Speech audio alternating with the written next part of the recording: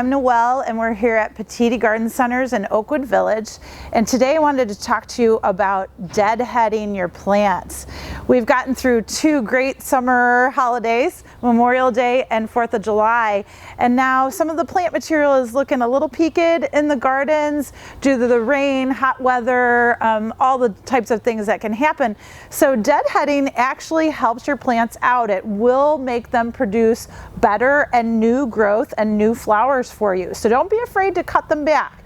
I have several plants here. I have a knockout rose, and you can tell this knockout rose has several areas where the flowers have expired. And the most important thing is removing these dead flowers can really help reduce disease and also insect problems on those roses. So you want to take the spent flower, you want to go back all the way down to the main stem. With knockout roses, they usually produce their flowers in clusters. So if you can go and find the main stem of the entire flower cluster and cut it back, that's where you're going to have really good luck and new flowering. So I had about 4 flowers here in that cluster. I took it down to the main stem, and we'll show you with some close-up pictures in a moment. Daylilies. Daylilies are a really great perennial that bloom very, very well for us, and they bloom every day, so they produce more flowers daily.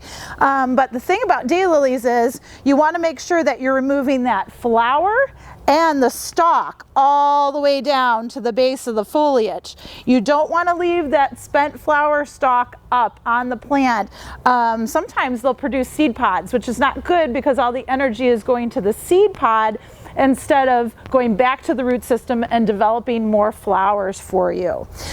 Annuals. We all know our annual hanging baskets can sometimes look a little bit tired.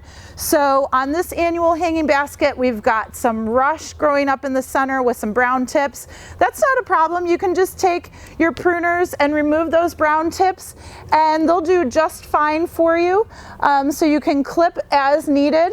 The other thing that you can do is, because the center is starting to get a little bit dry, you can go ahead and remove some of the tip growth off of this verbena and petunia, and you can kind of go around, give the plant a little bit of a haircut, removing some of the weight off the tips of the plant, and what will happen is the growth will regenerate in the center. So that's always a good idea too.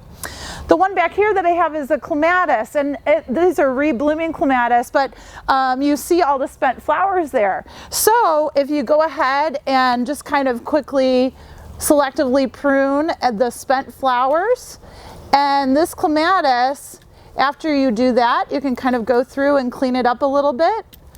Then what you'll notice is it'll produce new growth as well, and again, repeat bloom for you. Lots of times after we prune, we often recommend using Osmocote. Do feed your plants after blooming. That's going to give them a little bit more nutrients, energy, so they can really produce some nice new buds for you. Enjoy.